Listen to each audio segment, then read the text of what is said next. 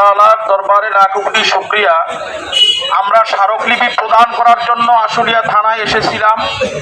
আমাদেরকে যথেষ্ট সম্মান করেছেন ডিউটি কর্মকর্তা যারা ছিলেন এবং আমাদের স্মারকলিপি সানন্দে তারা গ্রহণ করেছেন এবং আমাদের সঙ্গে তারা প্রতিশ্রুতিবদ্ধ হয়েছেন যে এই আশুলিয়া থানার ভিতরে কোনো খুনির স্থান হবে না এবং কোনো খুনি যদি কোনো চিপায় চাপায় গলির ভিতরে অথবা কোনো রুমে অথবা কোনো জায়গায় যদি ছত্র ছাওয়ায় লুকিয়ে থাকে তাদেরকে চিহ্নিত করে তাদের নামে মামলা করে তাদেরকে অভিযুক্ত করে আমরা আইনিভাবে তাদের বিরুদ্ধে পদক্ষেপ নেব। কথা ঠিক না বেঠিক?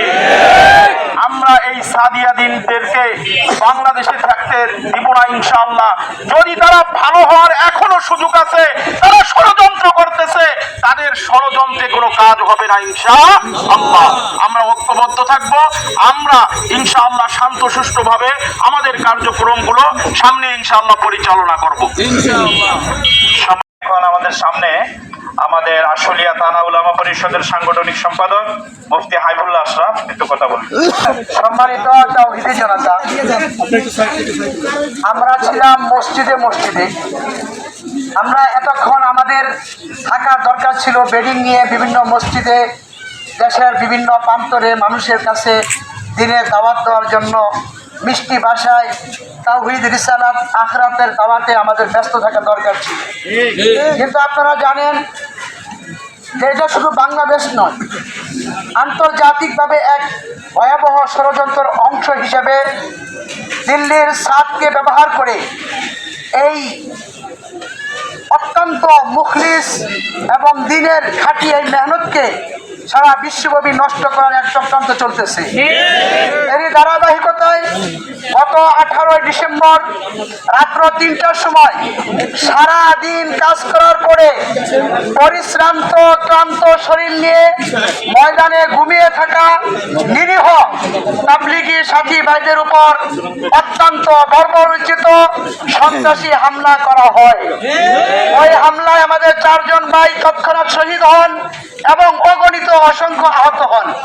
আজকে আমাদের যেখানে দাওয়াতের কাজে বিভিন্ন জায়গায় থাকা দরকার ছিল, আজকে আমাদেরকে থানায় আসতে হচ্ছে, বিভিন্ন জায়গায় যাইতে হচ্ছে।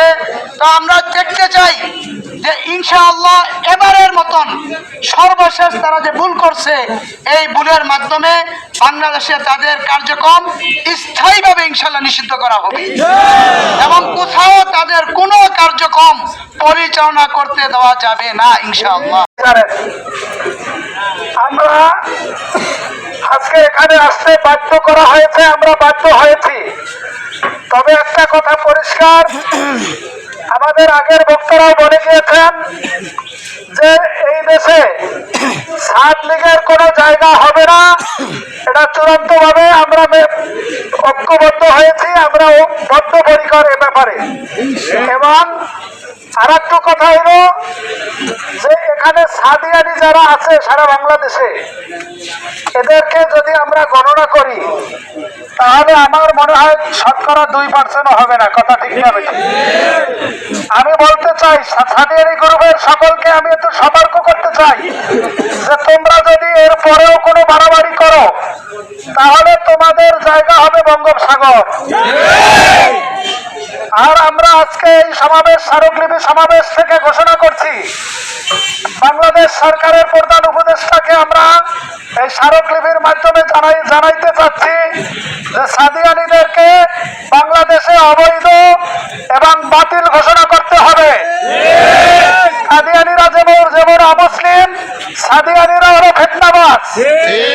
আমরা তাদেরকে অমুসলিম এখনো বলি না, তবে তারা ফিতনাবাজ হওয়ার কারণে এদেশে বসবাস করার যোগ্যতা হারিয়েছে। কথা ঠিক না বেঠিক?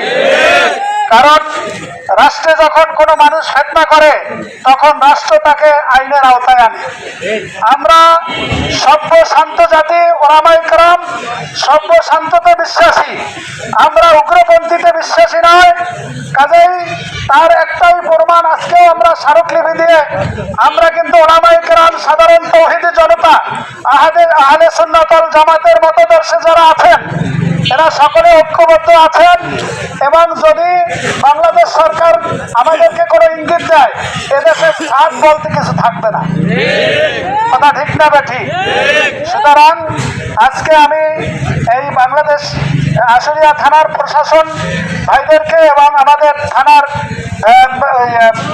জিম্মাদার যিনি ওসি সাহেবকে আমি বলবো যে আপনার নেতৃত্বে এই বাংলাদেশ আশুলিয়া থানায় অন্তত পক্ষে সাদিয়ানিরা যেন কোনো ফিতনা তৈরি করতে না পারে। যদি কোথাও কোনো ফিতনা তৈরি করে তাহলে আপনারা খবর দেবেন, ওদেরকে বেঁধে রাখবো আমরা এবং ওদেরকে বেঁধে থানায় খবর দিয়ে আমরা থানায় সুপর্দ করবো। ঠিক আছে ইনশাআল্লাহ? আল্লাহ তাআলা আমাদের সকলকে আজকের এই আয়োজন, আজকের এই সমাবেশ, আজকের এই স্মারকলিপি প্রদান, আজকের এই সময়কে আল্লাহ তাআলা কবুল করুন বলি আমিন। ওয়া আখিরি দাওয়ানা আলহামদুলিল্লাহি রাব্বিল আলামিন। আসসালামু আলাইকুম ওয়া রাহমাতুল্লাহ।